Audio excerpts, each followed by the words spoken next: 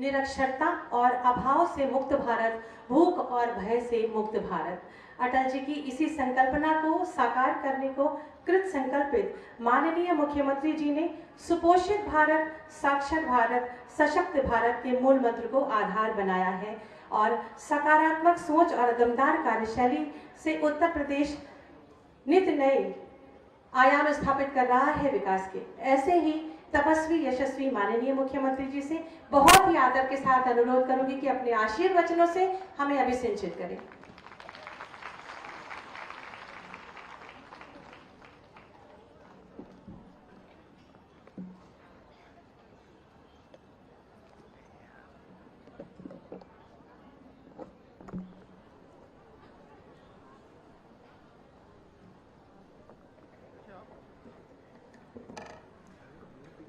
Hot cooked meal योजना के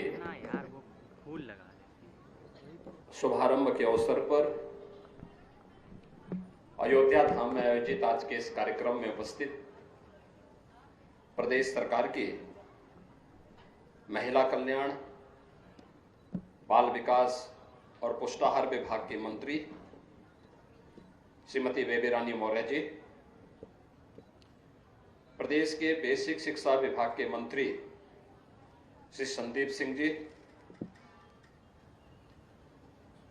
महिला कल्याण, बाल विकास और पुष्टाहार विभाग की राज्य मंत्री श्रीमती प्रतिभा शुक्ला जी, लोकप्रिय सांसद अयोध्या श्री लल्लू सिंह जी,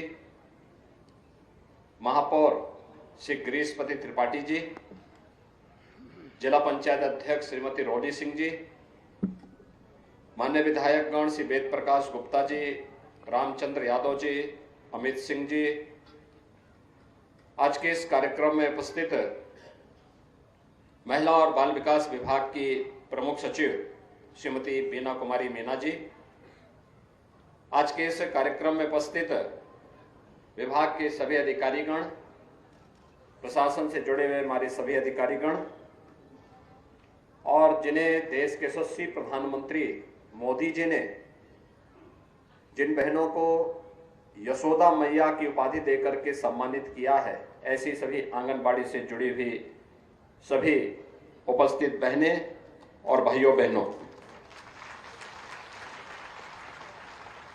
रामलला 500 वर्षों के बाद 22 जनवरी 24 को अयोध्या धाम में अपने स्वयं के मंदिर में विराजमान होंगे और रामलला के विराजमान होने के पूर्व एक बहुत शुभ कार्यक्रम की शुरुआत आज यहां अयोध्या से हो रही है, जिसमें उत्तर प्रदेश के सभी जनपदों में 3 से 6 वर्ष तक के बच्चों के लिए मिड डे मील की तर्ज पर गरम बना हुआ भोजन उन्हें वहां पर अलग अलग मेनू के आधार पर अलग अलग दिन परोसने के कार्य का शुभारंभ हो रहा है। इसके लिए विभाग को और सभी सहयोगी विभाग जो इस कार्यक्रम के साथ जुड़े हुए, बेसिक शिक्षा परिषद जुड़ा हुआ है, नगर विकास है, पंचायती राज है, ये सभी विभाग जो इस कार्यक्रम के साथ जुड़े हुए हैं, इन सबको हृदय से धन्यवाद देते हुए सभी लाभार्थियों को इसके लिए मैं बधाई देता हूं, अपनी शुभकामनाएं देता हूं।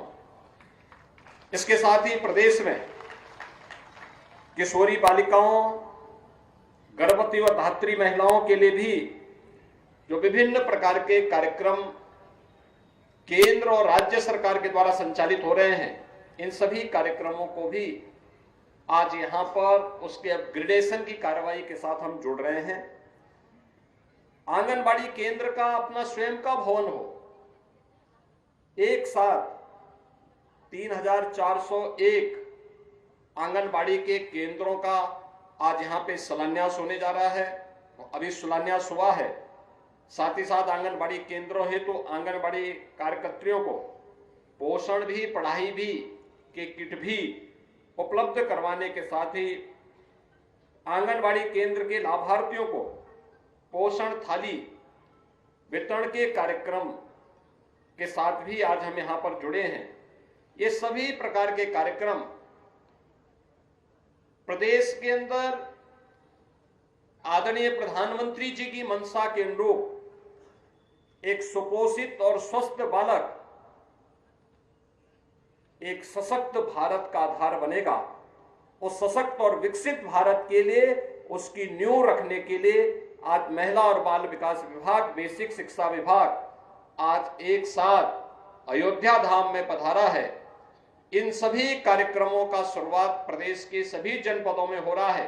प्रदेश भर के सभी आंगनबाड़ी कार्यकर्तियों को इस अवसर पर उनका अभिनंदन करते हुए, सभी लाभार्थियों बच्चों के प्रति अपनी शुभकामना देते हुए आज मैं इस अवसर पर दोनों दिनों सभी विभागों को इस कार्य के लिए हृदय से धन्यवाद देता हूं।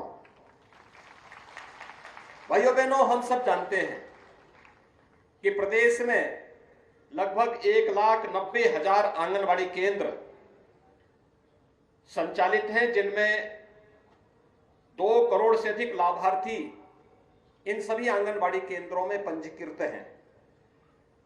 इन सभी केंद्रों में जो 6 प्रकार की सेवाएं हैं, अनुपूरक पुष्टाहार है, शाला पूर्व शिक्षा का है, स्वास्थ्य जांच का है, संदर्भन सेवाओं का है, टीकाकरण का है, पोषण एवं स्वास्थ्य शिक्षा, ये सभी कार्यक्रम वहां पर पहले से संचालित हो रही हैं। इन सभी योजनाओं को ध्यान में रख करके ये पहली बार हम लोग प्रदेश में कर रहे हैं कि 3 से 6 वर्ष तक के बच्चों को, जिनमें 80 लाख ऐसे बच्चे हैं जो पंजीकृत किए गए हैं, उन्हें हॉट कुक मील उपलब्ध कराने के कार्य का जहां पे हम शुभारंभ कर रहे हैं। और ये मेरा सौभाग्य है कि रामलला के अपने धाम में विराजमान होने के पूर्व आज मैंने इन बच्चों को यहां पर इस योजना के साथ जोड़ा है। मुझे अत्यंत आनंद की अनुभूति इस कार्यक्रम के साथ हुई, क्योंकि बच्चे तो भगवान के रूप होते हैं और आप सौभाग्यशाली हैं कि कान्हा को द्वापर युग में यशोदा मैया ने बचपन में उनको पाला होगा, पोसा होगा। आज तो आपको ऐसे सैकड़ों कान्हाओं को उनकी सेवा करने का, उनके पोषण करने का, उनको स्वस्थ रखने का और सशक्त भारत की आधारशिला को मजबूत रखने का सौभाग्य प्राप्त हो रहा है। इसको हम सबको एक अवसर मानना चाहिए और ईश्वर के द्वारा प्रदत्त इस अवसर का हम लोगों को लाभ लेकर के इस कार्यक्रम को सफलता की नई ऊंचाइयों तक पहुंचाने के कार्यक्रम के साथ भी जोड़ना चाहिए। इसके साथ ही विभाग के द्वारा जो विभिन्न कार्यक्रम यहां पर प्रारंभ किए गए हैं, वे सभी के बहुत बेहतर परिणाम भी सामने आ रहे हैं।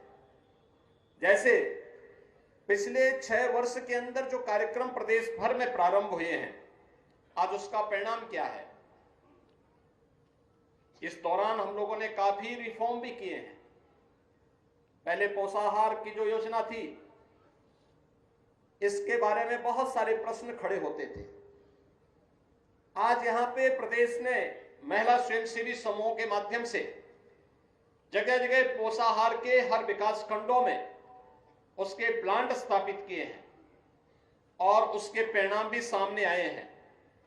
आज एक नई योजना इसके माध्यम से हम प्रारंभ कर रहे हैं और इन सभी योजनाओं को जब हम एक साथ जोड़ करके देखते हैं तो परिणाम हम सबके सामने आते हैं कि राष्ट्रीय स्वास्थ्य परिवार कल्याण और स्वास्थ्य सर्वे का जो 2015-16 के सर्वे हैं, अगर हम उनको 19 और 21 के बीच के स्तर पर देखेंगे तो आपको लगेगा कि वास्तव में आपके द्वारा किए गए प्रयास के अच्छे परिणाम सामने आ रहे हैं। भारत सरकार इस दिशा में निरंतर इनका परीक्षण करती है, सर्वे करती है और फिर उनके परिणाम भी घोषित करती है।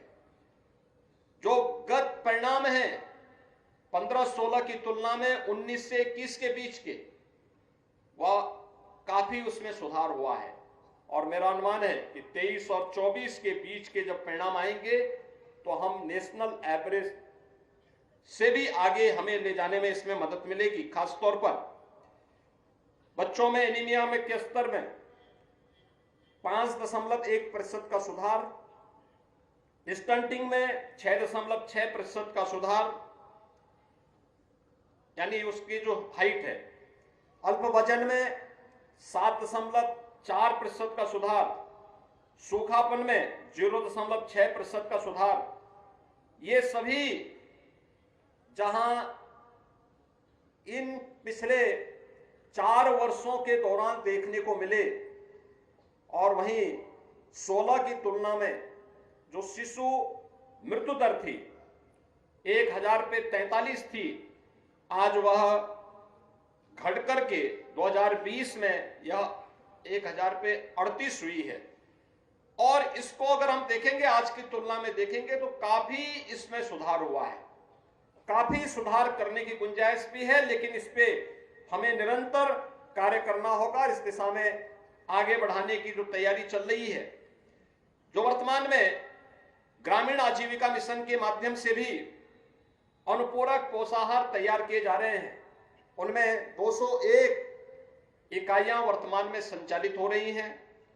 इसके माध्यम से आंगनबाड़ी लाभार्थियों को क्षेत्रीय स्तर पर ही तैयार जो फोर्टिफाइड अनुपूरक पोषाहार है, यह स्थानीय स्तर पर ही महिला स्वयंसेवी समूहों के द्वारा संचालित किया जा रहा है। और इसके माध्यम से 60,000 से अधिक महिला स्वयंसेवी समूहों को वहां पर आर्थिक स्वावलंबन के साथ जुड़ने का अवसर भी प्राप्त हुआ है।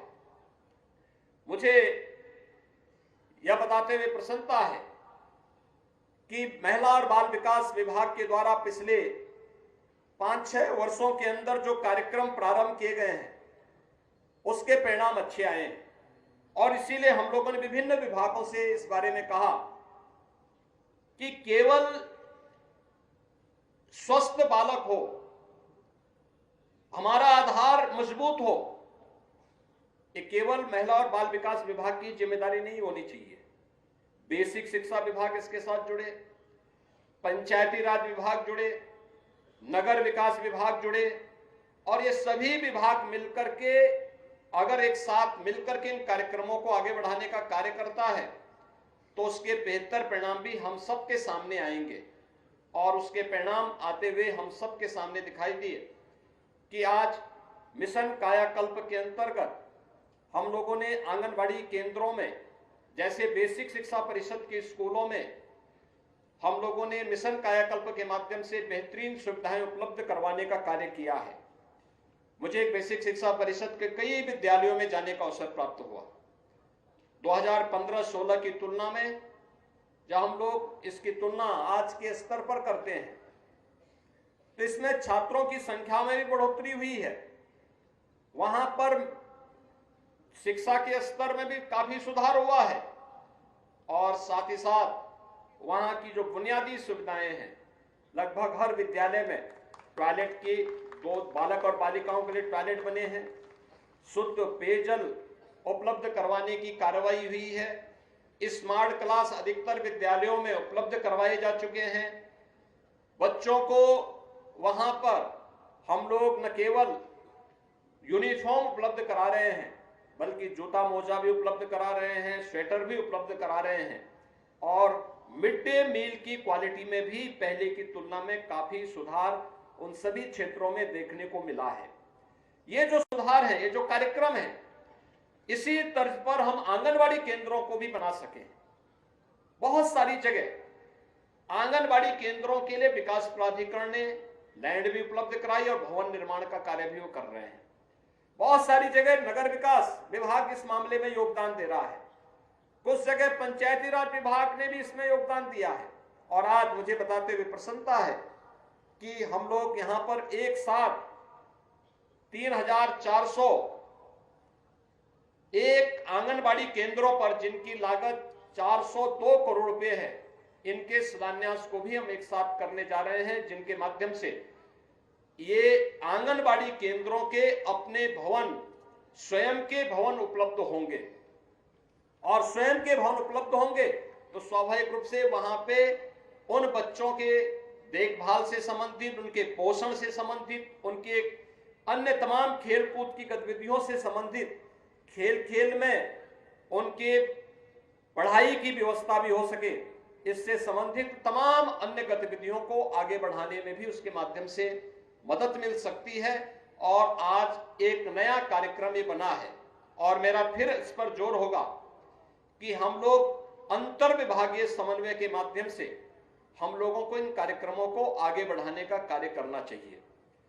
तेजी के साथ जितनी जल्दी हो सके हर आंगनबाड़ी केंद्र का अपना भवन, स्वयं का भवन हो, वह बुनियादी सुविधाओं से आच्छादित हो, वहां पर एक उत्तम वातावरण उन बच्चों के लिए जो 3 से 6 वर्ष के रूप बच्चे वहां पर आते हैं उनके लिए मिले, और प्री प्राइमरी के रूप में हम इन केंद्रों को वहां पर तेजी के साथ आगे बढ़ाने का कार्य कर सकेंगे। यह हम लोगों का जोर होना चाहिए। मिशन मोड पर अगर हम इन कार्यक्रमों को आगे बढ़ाएंगे तो इसके बेहतर परिणाम भी हम सबके सामने आएंगे। आज प्रधानमंत्री जी का भी इस पर काफी जोर है। आपने देखा होगा कि अलग अलग कार्यक्रमों के माध्यम से उन्होंने बचपन को बचाने के लिए, भारत के बचपन को बचाने के लिए जो विभिन्न प्रकार के कार्यक्रम प्रारंभ किए हैं, वह आज सार्थक रूप लेता हुआ दिखाई दे रहा है। अंतर विभागीय समन्वय के परिणाम भी किस रूप में हम सबके सामने आते हैं। मैं तो अक्सर इस बात को देखता हूं, जिस ताकत को हम लोगों ने पहली बार महसूस किया कि हमारे उत्तर प्रदेश में इंसेफ्लाइटिस के बहुत सारे मामले आते थे। लगभग 1200 से 1500 बच्चों की मौत प्रतिवर्ष होती थी। मैं पूर्वी उत्तर प्रदेश में अक्सर इस बात को देखता था कि मध्य जुलाई से लेकर के मध्य नवंबर तक मौतों का सिलसिला प्रारंभ होता था। लोग भयभीत रहते थे। इस दौरान हमारे पर्व और त्योहार भी पड़ते हैं। पर्व और त्योहारों की उत्साह और उमंग लोगों में कमजोर पड़ जाती थी। पता नहीं कौन बच्चा इस बीमारी की चपेट में आ जाए।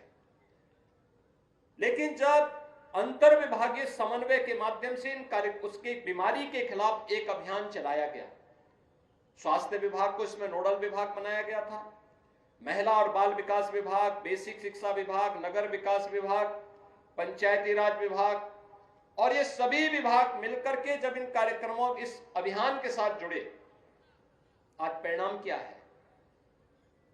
जो बीमारी 40 वर्ष में 50,000 से अधिक बच्चों को निकल गई, उस बीमारी को मात्र 4 वर्ष में हम लोगों ने नियंत्रित कर दिया।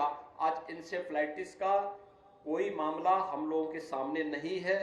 और ये एक अपने आप में स्वास्थ्य विशेषज्ञों के लिए भी और बचपन बचाने के लिए जिन लोगों के मन में या देश के उज्जवल भविष्य के बारे में, एक विकसित भारत के बारे में जो भी व्यक्ति अपने मन में धारणा रखता है कि हमारा देश विकसित होना चाहिए, उनका मन अत्यंत प्रफुल्लित होता है कि देखिए एक महामारी 40 वर्ष से लगातार बचपन को निगल रही थी, लेकिन थोड़े से प्रयास से, पैसे की कमी पहले भी नहीं थी और पहले पैसे की कमी आज भी नहीं है, लेकिन प्रयास, बहुत सारे अलग अलग योजनाएं हैं। इन योजनाओं को अगर आपस में हम जोड़ लेते हैं, अंतर विभागीय समन्वय हो जाता है, तो इसके बेहतर परिणाम हम सबके सामने आ सकते हैं और इसमें हमें स्वयं भी रुचि लेनी पड़ेगी।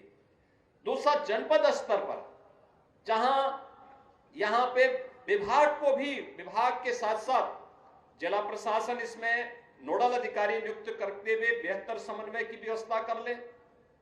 आज तो हर आंगनबाड़ी कार्यकर्त्री को एक स्मार्टफोन भी उपलब्ध करवाया गया है। अपनी प्रतिदिन की गतिविधि को वो उसके माध्यम से अपलोड करती हुई दिखाई देगी, तो उसके परिणाम हम सबके सामने आएंगे और जो रिजल्ट आएगा यही आपकी उपलब्धि होगी आज के दिन पर, क्योंकि केंद्र और राज्य दोनों सरकारें अपने अपने स्तर पर सर्वे करती हैं और सर्वे में रिपोर्ट लेती है। यह आवश्यक नहीं कि हम आंगनबाड़ी केंद्र में जाकर के ही अपनी रिपोर्ट लें।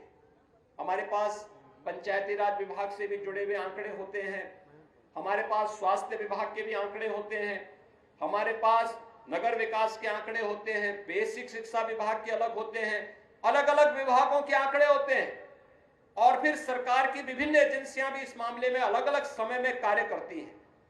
उन सबके परिणाम जब एक साथ जोड़े जाते हैं तो हम लोग इस निष्कर्ष पर पहुंचते हैं कि हमने जो कुछ किया, अगर हमें अपने स्वयं के कार्य से संतुष्टि नहीं है तो परिणाम कभी संतोषजनक नहीं हो सकता। हमें स्वयं भी इस बात का एहसास होना चाहिए कि हम जो कार्य कर रहे हैं इसके परिणाम भी बेहतर होंगे और उस परिणाम को लाने की स्वयं की जिम्मेदारी मेरी होनी चाहिए। आज यह कार्य यहां पर हम लोगों को एक बार फिर से लेके चलना है कि प्रदेश के सभी 75 के 75 जनपदों में हार्डकुक मील का जो योजना प्रारंभ हुई है 3 से 6 वर्ष के बच्चे के लिए, जहां हमें इसे प्रभावी बनाना है, वहीं जो राष्ट्रीय शिक्षा नीति का नया प्रारूप आया है, प्री प्राइमरी के रूप में हम लोग आंगनबाड़ी केंद्रों को भी तेजी के साथ आगे बढ़ाने में अपना योगदान दे सकेंगे। तो याद रखना, यह उस बच्चे की नींव को हम उतना ही मजबूत करने में सफल होंगे। आज के इस अवसर पर जहां इन सभी कार्यक्रमों के लिए मैं महिला और बाल विकास विभाग को इन सभी योजनाओं के लिए हृदय से बधाई देता हूं, वहीं साथ ही साथ आज यहाँ पे इस पुलिस लाइन में कार्यक्रम है, यहाँ के कंपोजिट विद्यालय में हम लोगों ने इस योजना का शुभारंभ किया है।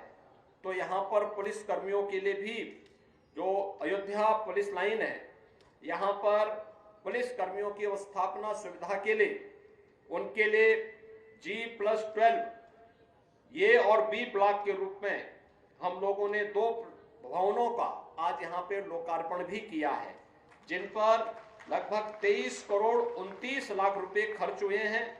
इनमें लिफ्ट भी है, एक लिफ्ट 8 पैसेंजर की है, एक लिफ्ट 16 पैसेंजर की है। क्वालिटी के साथ कार्य हुआ है और यह कार्य समयबद्ध तरीके से, यानी हम लोगों ने इसका शिलान्यास 6 मार्च 2020 को किया था और मार्च 2020 में कोरोना महामारी आ गई थी। उस सब के बावजूद 12-12 मंजिलें ये भवन पुलिस की बेहतर अवस्था जो आवासीय सुविधा है उसके लिए बनकर के तैयार हुए हैं। इसी प्रकार की सुविधा हम लोग प्रदेश भर के सभी पुलिस लाइन में उपलब्ध करवाने का कार्य कर रहे हैं। सभी पुलिस लाइन में ज्यादातर में बन चुके हैं। यही हम हर थाना स्तर पर भी पुलिस कार्मिकों के लिए, क्योंकि जब हम लोग पहले देखते थे उनके जो बंकर होते थे, जो बैरक होते थे, बहुत ही जर्जर हालत में थे। मुझे एक बार लखनऊ में भी जाने का अवसर प्राप्त हुआ था। उनके जो बैरक में मैं गया था तो मैं देख रहा था कि पूरी छत टूटी हुई थी। तो एक पुलिसकर्मी वहां एक टूटी हुई चारपाई में लेटा हुआ था। मैं अचानक वहां घुसा, वो बेचारा आंखें मलने लग गया। उसको आश्चर्य हो रहा था कि मैं सही उसके सामने हूं या सपने में वो सामने आया हूं। तो आंखें ऐसे खोला, मैंने कहा नहीं मैं ही हूं। मैंने कहा ये क्या देख रहे हो भाई? वो देखता क्या, वो दिन में उसको पूरे जो है ऊपर आसमान, खुला आसमान दिखाई दे रहा था।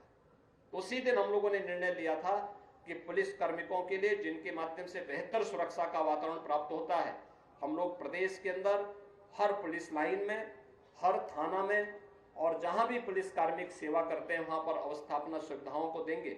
आज अयोध्या की इस रिजर्व पुलिस लाइन में यह 2 G+12 की 2 आवासीय सुविधाओं से युक्त भवन बनकर के तैयार हुए हैं। इनका लोकार्पण का कार्यक्रम हो रहा है।